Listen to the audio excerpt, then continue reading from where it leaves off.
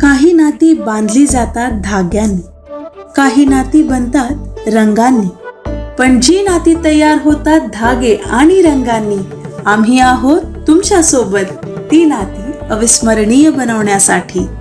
Shri वरसिद्धी shopping mall तुमचे स्वागत करीत आहे. तुमच्या आयुष्यातील सर्वात सोनेरी नात्याचा सण साजरा करा आमच्या सोबत. या आमच्या वेडिंग कलेक्शन मधून निवडा, जिथे प्रत्येक मजल्यावर काहीतरी वेगळं तुमची वाट पाहत आहे. महिलांसाठी wedding saris, ethnic wear, lehenga आणि ladies wear, churidar, kurtis, western wear. पुरुषांसाठी सूटिंग, शर्टिंग, एथनिक वेअर आणि फॉर्मल वेअर, कॅज्युअल वेअर. बालकांसाठी वेडिंग ड्रेसेस, एथनिक वेअर आणि कॅज्युअल वेअर. तर या श्री वरसिद्धीचे कुटुंब तुमच्या कुटुंबाची वाट पाहत आहे.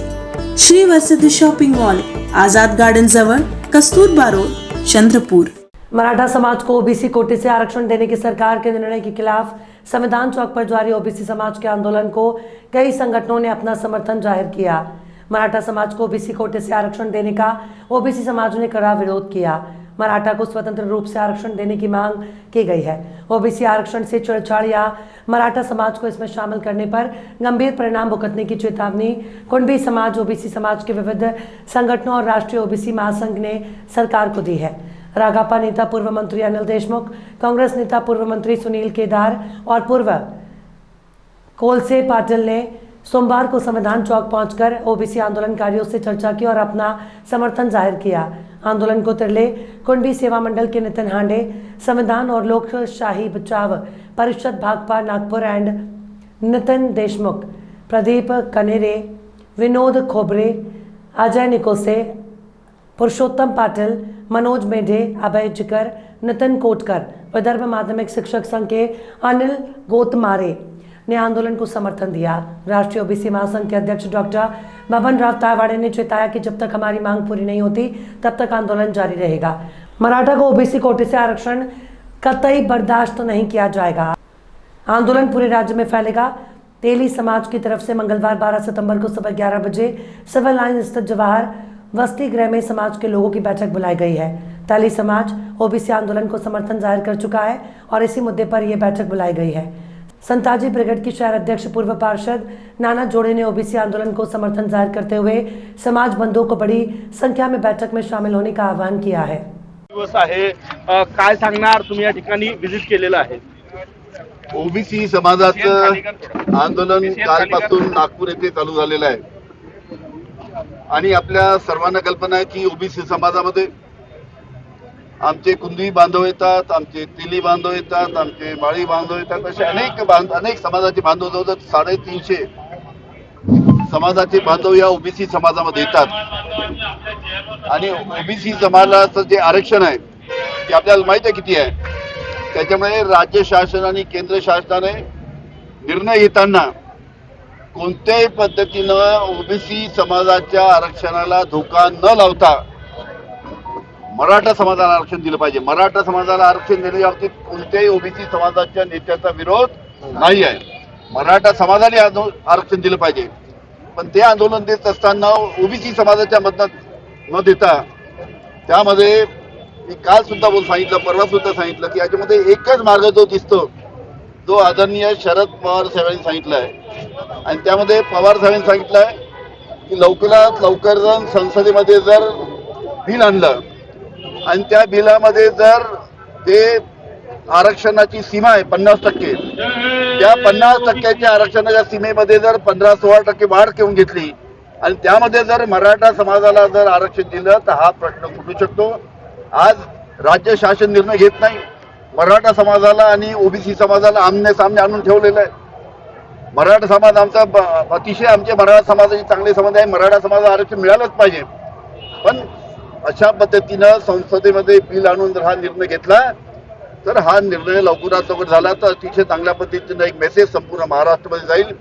आणि अशा पद्धतीनं मराठा समाजामध्ये आणि ओबीसी समाजामध्ये भांडणं लावण्याचं काम राज्य शासनाने करू नये अशा पद्धतीने त्यांना विनंती करतो. आणि लवकरात लवकर आरक्षणाच्या जी सीमा आहे त्यामध्ये वाढ करून मराठा समाजाला त्यामध्ये आरक्षण द्यावं आणि ओबीसी समाजावर कोणत्या पद्धतीनं आरक्षणाला धोका पोहोचणार नाही या पद्धतीने निर्णय घ्यावा. आज फडणवीसांनी म्हटलेलं आहे की ओबीसीचं आरक्षण सरकार जाऊ देणार नाही, हा आमचा शब्द आहे. ओबीसी समाजानं चिंता करण्याची गरज नाही. ठीक आहे, त्यांनी जर असं म्हटलं असेल तर त्यांनी तशा प्रकारची कृती केली पाहिजे. आता 8-10 दिवस झाले, आपल्याला वाटते 12वा दिवस की 13वा दिवस, आज 14वा दिवस आहे.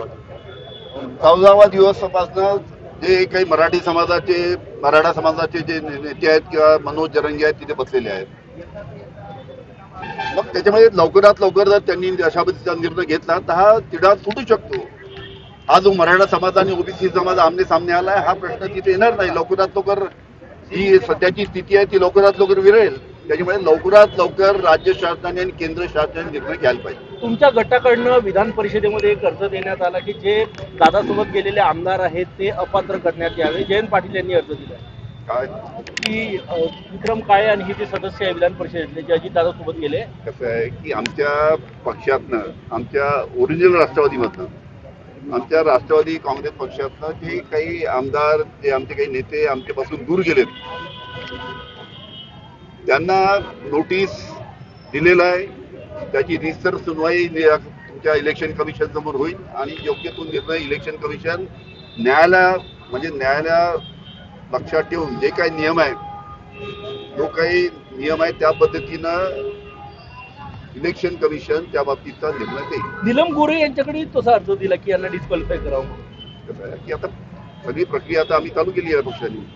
पहिले आमचा प्रयत्न होता की जे चुकीने तिकडे गेले त्यांनी वापस यावं, पण वापस न आल्यामुळे तशा पद्धतीची प्रक्रिया आमच्या पक्षाचे जे नेते आहेत जयंत पाटील त्यांनी चालू केलेली आहे. Thank you sir. की सर्व शासकीय कुणबी समाज व राष्ट्रीय ओबीसी महासंघ यांच्या संयुक्त विद्यमाने मागील 3 दिवसापासून या ठिकाणी हा धरणे आंदोलनाचा कार्यक्रम सुरू आहे. आज 3रा दिवस आहे. 2 दिवस साध्या पद्धतीने धरणे देण्यात आले. ज्या धरण्यामध्ये दिवसभरामध्ये 1,500 ते 2,000, 3,000 लोकांनी इथे भेट दिली. सर्वच पक्षाच्या नेत्यांनी भेट दिली आणि आमच्या आंदोलनाप्रती त्यांनी सहानुभूती दर्शवली, सहकार्य दर्शवले. आज आम्ही आजपासून या ठिकाणी साखळी उपोषणाला सुरुवात केलेली आहे. आमचा मानस होता 10 व्यक्तींना साखळी उपोषणावर बसवायचं, परंतु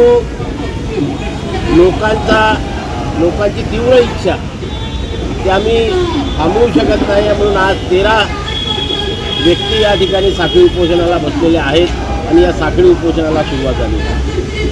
काल चंद्रपूरला कालपासनं आमच्या विद्यार्थी महासंघाचा जिल्हाध्यक्ष रवींद्र टोंगे यांनी अन्नत्याग आंदोलनाला सुरुवात केलेली आहे. काल कुळमांजरमध्ये निवेदन देण्यात आलं. आज समुद्रपूरला मोर्चे आहे, तिकडे खानगावला मोर्चे आहे. या ठिकाणी उपोषणकर्ते बसल्या त्या जालन्याला सुद्धा आज फार मोठं मोर्चाचं आयोजन करण्यात आलेलं आहे.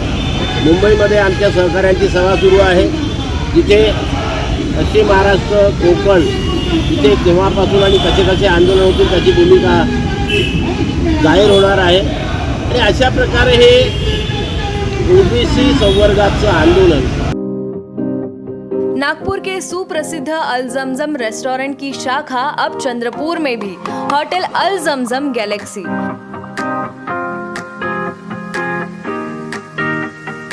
वेज, नॉनवेज और चाइनीज खाने के लिए आलीशान फैमिली रेस्टोरेंट, साथ ही अल जमजम सेलिब्रेशन लॉन, शादी, पार्टी, बर्थडे और किसी भी मीटिंग या समारोह के लिए सर्वोत्तम स्वाद और सेवा की गारंटी। जोमैटो, स्विगी और फूडीज द्वारा होम डिलीवरी उपलब्ध। संपर्क करें मोहम्मद जुबैर, बुरटकर सभागृह के बाजू, मारुति शोरूम के पास, Nagpur road, Chandrapur. Mobile number 9552227186 9322899635। राष्ट्रीय शुद्ध हवा कार्यक्रम के तहत चंद्रपुर शहर में ईंधन मुक्त पर्यावरण अनुकूल परिवहन प्रणाली को प्रोत्साहन देने के उद्देश्य से महानगर पालिका ने महत्वपूर्ण कदम उठाया। शहर में साइकिलिंग को प्रोत्साहन मिलने और नागरिकों को ज़्यादा से ज़्यादा साइकिल का उपयोग करना चाहिए। इसके लिए शहर के राजीव गांधी उद्यान में शेयरिंग बाईसाइकिल उपक्रम शुरू किया गया। इसका शुभारंभ आयुक्त विपिन पालीवाल के हाथों किया गया। इस पहल के तहत 20 साइकिलों को उपलब्ध कराई गई। राजीव गांधी उद्यान पठानपुरा में पंजीकरण और मासिक शुल्क का भुगतान कर नागरिक किराए पर साइकिलों का उपयोग कर सकते हैं। इसके लिए नाम मात्र शुल्क लिया जाएगा और महज 100 रुपये में 1 महीने तक साइकिल चला सकते हैं। शहर में वाहनों की भीड़ होते हुए भी कई जरूरतमंद लोगों के पास परिवहन के साधन उपलब्ध नहीं है। ऐसे समय में सार्वजनिक परिवहन के साधनों का उपयोग करने की बजाय साइकिल वायु प्रदूषण न करने वाला आसान विकल्प है। ये मामूली शुल्क पर उपलब्ध होने से उपयोग में लाना आसान है। बाइक प्रेमी युवाओं में साइकिल के प्रति प्रेम पैदा करने के लिए मनपा ने प्रायोगिक तौर पर एक उपक्रम शुरू किया है। शहर में बड़ी संख्या में कामगार, महिला, कॉलेज के विद्यार्थी आते रहते हैं। रिक्शा या अन्य साधनों के लिए भुगतान करने की तुलना में यह उपक्रम अधिक किफायती होगा। इस समय पूर्व पार्षद नंदू नागरकर, अश्विनी अलगमवार, नीता आडोने, वैशाली आडोने, अनुराधा कालमेघ, वर्षा सोनटक्के, रेखा रामटेके, रोहिणी कालमेघ और परिसर के नागरिक उपस्थित थे। आज 7 सप्टेंबर जागतिक शुद्ध हवा दिवस आणि निळे आकाश दिवस आहे।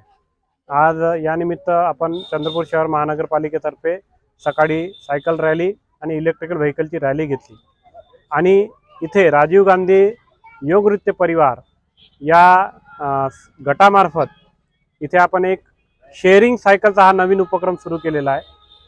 शेअरिंग सायकल हा उपक्रम इथल्या गटाची मागणी होती, इथल्या नागरिकांची मागणी होती की आम्ही आरोग्यदायी उपक्रमासाठी हा आणि प्रदूषण कमी करण्यासाठी शेअरिंग सायकलचा ऑप्शन द्यावा, जेणेकरून जे सकाळी मॉर्निंग वॉक करणारे किंवा सायकलिंग करणारे लोक असतील किंवा इतर जे काही वाहन वापरणारे असतील त्यांचा वाहनाचा वापर कमी व्हावा आणि हवा शुद्ध राहावी याकरता शेअरिंग सायकलचा इथं ऑप्शन ठेवलेला आहे। नागरिक त्याचा वापर करतील आणि या माध्यमातून नागरिकांचं आरोग्य तर चांगलं राहीलच, सोबतच हवा सुद्धा शुद्ध राहील आणि शुद्ध हवेसाठी हा नवीन उपक्रम राजीव गांधी उद्यान योग नृत्य परिवार आणि इथल्या सर्व नागरिकांनी सुरू केलेला आहे। त्याबद्दल मी त्यांचं अभिनंदन करतो आणि असेच उपक्रम शहरात इतर ठिकाणी सुद्धा सुरू करण्याचा महानगरपालिकेचा मानस राहील हे मी सर्वांना सूचित करतो। Kancha's Fast Food, most famous and best Chinese fast food center of Chandrapur. Best stays, outdoor and indoor sitting arrangements, best services at reasonable rates. We offer veg Manchurian, paneer Manchurian, veg chili, chili chana, chili paneer, veg noodles, Hakka noodles, Szechuan noodles, cocktail rice, paneer rice, Szechuan rice, fried rice. Available for home delivery, marriages and all other parties. Kancha's Fast Food, opposite Government ITI, near Varora Naka, Civil Lines, Chandrapur. Mobile number 7722008812. Maharashtra Congress के अध्यक्ष नाना पटोले ने सोमवार को आरोप लगाया कि संसद का विशेष सत्र देश को बांटने के एजेंडे के साथ बुलाया गया, जिसमें मुंबई को महाराष्ट्र अलग कर केंद्र शासित प्रदेश बनाने की योजना भी शामिल है। पटोले ने कहा कि विशेष सत्र न तो कोविड संकट के दौरान बुलाया गया, न ही नोटबंदी के बाद, न ही इसे मणिपुर मुद्दे को संबोधित करने के लिए बुलाया गया, लेकिन अब अहंकारी और मनमानी बीजेपी सरकार ने एक विशेष इरादे से एक विशेष सत्र बुलाया।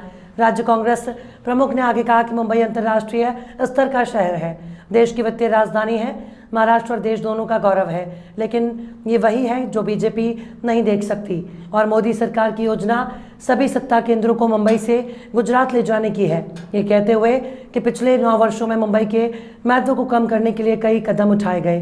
पटोले ने कहा कि अंतर्राष्ट्रीय वित्तीय केंद्र को गुजरात में स्थानांतरित कर दिया गया। मुंबई में बड़े पैमाने पर हीरे के व्यापार को गुजरात में स्थानांतरित कर दिया गया, यहाँ तक कि एयर इंडिया का मुख्यालय भी मुंबई से बाहर ले जाया गया। अब बॉम्बे स्टॉक एक्सचेंज और नेशनल स्टॉक एक्सचेंज को गुजरात में स्थानांतरित करने की योजना है। पटोले की टिप्पणी राज्य सरकार के सामने नीति आयोग की प्रस्तुति के बाद शिवसेना प्रमुख उद्धव ठाकरे द्वारा किए गए इसी तरह के दावों की पृष्ठभूमि में आती है, जहां ये घोषणा की गई थी कि केंद्र शहर के लिए विकास योजना तैयार करेगा।